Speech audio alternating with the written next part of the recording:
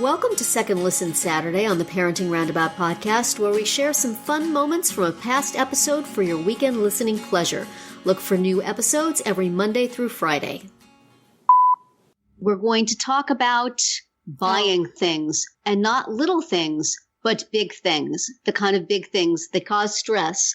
I am now going to curl in a ball and think about the washer and dryer we just bought while y'all talk about this topic. Nicole, you've recently had a ridiculous purchase. Is this correct? Oh, it's been crazy. It's been the year of the car. We're not talking like the year of the dog or the year of the rat. The year of the car. The car is the... So back in February, you may all remember that my Buick Enclave died. Yes. And so we were left without a family vehicle. And then we decided, and then my daughter had her driver's license. She had just gotten her driver's license. Mm-hmm. My son, his truck, he was having issues with his truck.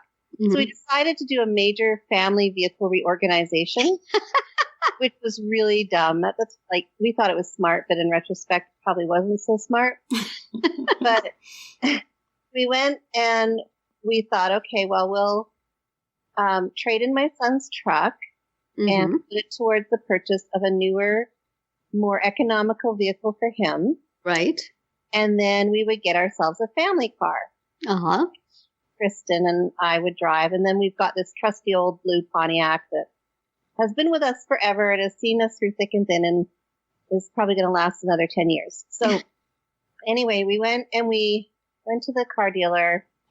And my husband, he's a big planner. So he had, most of the legwork done in terms of what we wanted and I wanted to pay for it. But we came out with 2 new vehicles and one of them was not for us. Uh-huh. One for my son and one for my daughter, and we were still without a family vehicle. Oh my. You guys are really nice. Well, I think we're being nice to ourselves. Don't let our kids hear this, okay? Because we're in big trouble. No, because we're doing ourselves a favor because we don't have to drive her. She can drive herself now, right? It's actually a gift to us. Uh-huh. But, so anyway, so we had these 2 vehicles, still without a family vehicle. Then my son gets in a car accident through no fault of his own 2 weeks ago. Car is totaled. And this is the brand new car that he just got. Yes. Brand new car. Oh, and FYI, this is my public service announcement. Get GAP insurance. Oh. Buy your new vehicle. Do not go without it. I highly recommend it. Oh, no. Yeah, but you did have it then. Nope. No GAP. No. Now, what is that? That's like between when you buy the thing and when it's officially under your insurance or what? No, it basically covers the depreciation of the car. Oh. Between the time that you buy it and the time it's total for a loss. Wow. So in a month and a half, we lost $2,000 on the car. Wow. So a GAP insurance would pay for that. Aha. Plus whatever value it is on the, on the market. Mm-hmm. Okay. We are a useful podcast, handing out important tidbits of information, even to the podcasters who have never heard of these things. Yes. And I'm going to recommend it again in our recommendations at the end of the Okay. Stress how important it is. Get GAP insurance. Anyway, so car is totaled. Back to the dealership we go. And then we get another new vehicle, exact same kind, because we, received a settlement from the insurance company. Yeah. Uh-huh. We're able to do most of that car. Yeah. And so 3 cars later, we're still without a family vehicle. Well, we needed initially. I think you better quit while you're behind here. I don't know. So we've spent a grand total of something crazy like 20 odd hours in car dealerships over the last couple. Man. Anyway. That's almost as bad as the DMV, the dealer. Yeah. Just as bad. It is horrendous. And if you had to go to the DMV to register each of those vehicles also? No, thankfully they do it there when you buy the car. Oh, nice. Yes. Then you get, you do all your insurance. That makes sense. Yes. We had to do it because we bought it from a friend. So. Right. Yeah. No, it's all done there. Nice. They give you a full tank of gas, and then you feel all good about yourself for 5 minutes and realize what you just did. Man, that's a lot of money. Oh, I don't even want to start.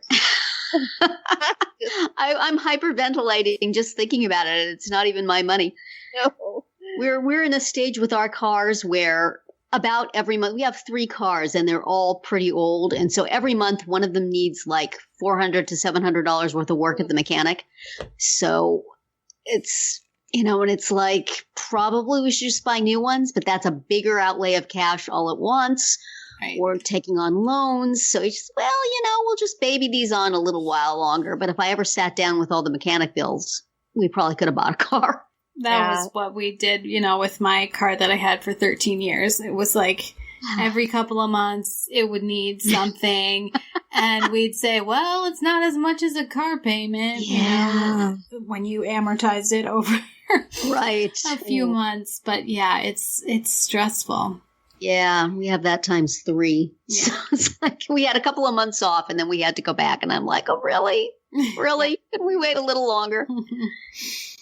Well, ideally, with 2, because we replaced one, but with 2 of the vehicles in the family, we can, coast for a couple of years, I hope. Knock on wood, quickly. But you still have to get that family car, right? We still have to get the family car, which means another trip to the car dealership. Yeah, they should like you. They I know. Rub their hands when they see you coming. Volume discount at this point. So, have you bought all your cars? Have they all been Toyotas? Okay, so recently, yes, because we really liked the Toyota experience and the vehicle. And we saw how it basically saved my son's life in a car crash. Well, it seems to me like you have some testimonial to make that should score you a free car. Don't you think, Catherine? Don't you think we're a Toyota family? We got all these Toyotas, and then one of them we had an accident, and it saved our son's life, and we're always going to buy Toyotas. They should be happy to hear that. Because you know what? We were actually, our family vehicle, we were initially thinking of another type of family vehicle from a different company, but after seeing the Toyota, we are now looking at a family vehicle made by Toyota. Because put this woman in a commercial Toyota and give her a car. But mention her podcast on the. But yeah, no, they've been great cars. But the best thing about this whole experience, though, is that we've done a lot of it online. So we've done a lot of communication online with the salesperson. Mm-hmm. So we've gone in. They've had the car waiting for us. We've done a quick test drive, and then we've spent the rest of the time doing all the financial stuff. But it certainly has cut out a lot of the stress to try and do. Yeah, that's true. That is a nice thing. I like being able to do that or even buy stuff online. Yeah. So, what have you bought expensively lately, Catherine? Well, I mean, it's been 2 years since I got my car, but that was, after 13 years of my old car. And I have to, it makes me feel like anti-feminist, but I just completely checked out of that whole thing. I was like, I want a station wagon. And then I let my husband do the rest of it. Really? Yeah, because I really just don't care that much. Like, I said, I want a station wagon and I want heated seats. And really anything else is gravy. And, because I knew he wasn't going to be like, well, why don't you buy this junker that, you'll probably die in. Like, he...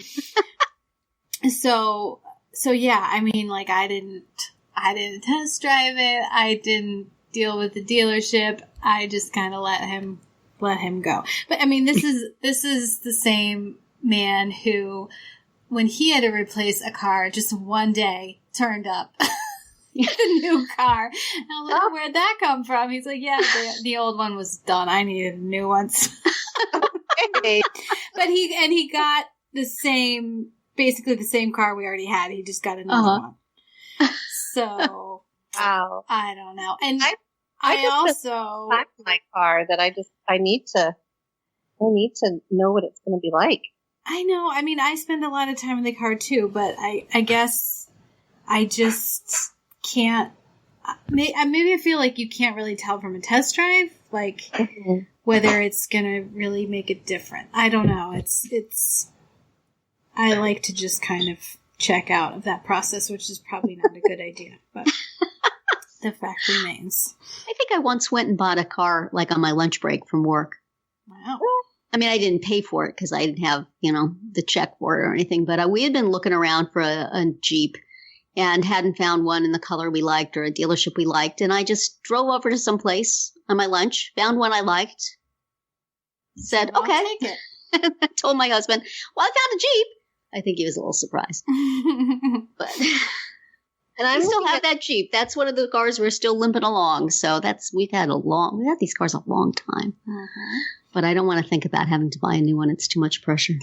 Catherine, I'm looking at our notes here, and it looks like you checked out of your house buying experience. Yes, I was noticing that too. What is the story, girl?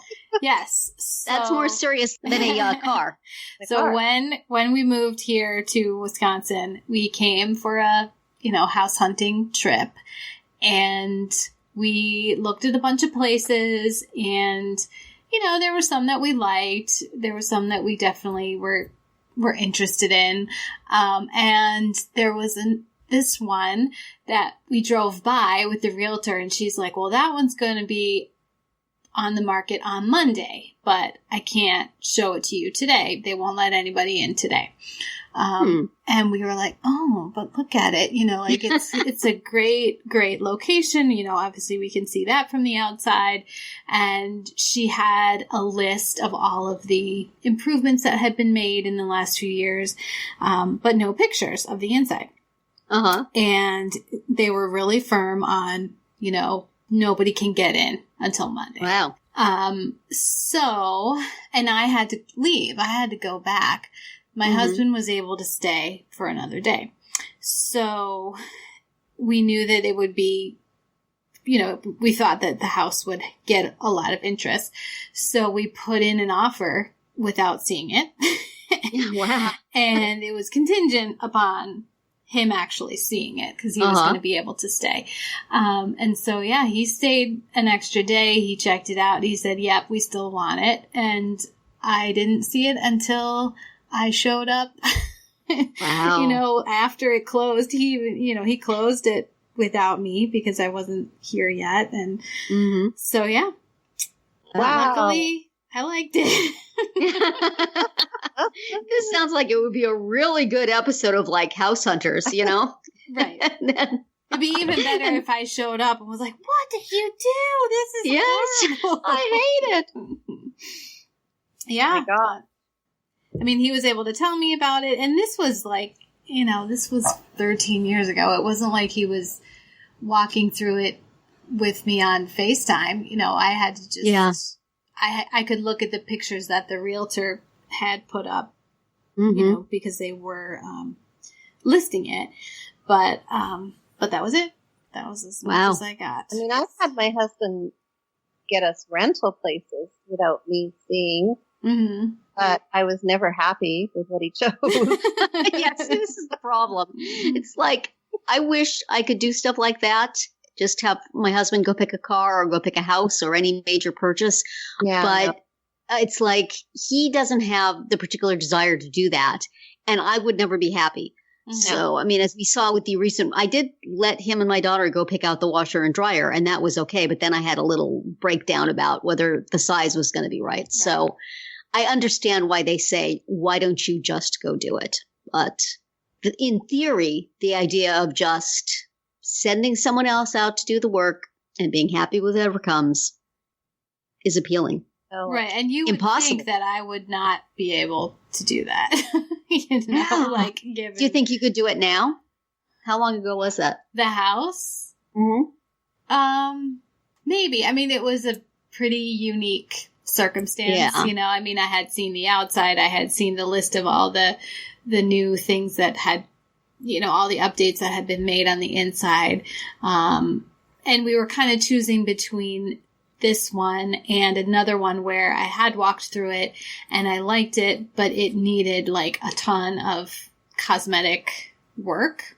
Mm-hmm. And, we had a 2-year-old. Like, I'm not really into, like, let's move somewhere and, like, rip out every single piece of carpet and, like, redo the kitchen because it has this totally weird built-in pizza oven. And, like, so the idea of a place that was mostly ready, that's very appealing. Ready was very appealing. So, yeah, that's important. Well, I think just listening to your story, Catherine, I can conclude that I am far too picky to let my husband go out and buy something big. So I need to be with him. I've got my little checklist. So that would be a good HGTV. Give us a call, because wouldn't that be a good series? Of one spouse goes and picks out a house, and then you see how the other spouse reacts. Yeah. That sounds tailor-made. I would watch that. They would talk ahead of time about what they want, and then they could each go and pick something out, and then see how the other ones like them. Yeah, but then you wouldn't have the stakes of. That's true. Okay, so one of them has to do it, and the other one has to be stuck with it for life. Like it or not. And then it could be followed by an episode of Divorce Court. Divorce Court, exactly. Can I pay for the divorce? Yeah, they should. They should chip in for that.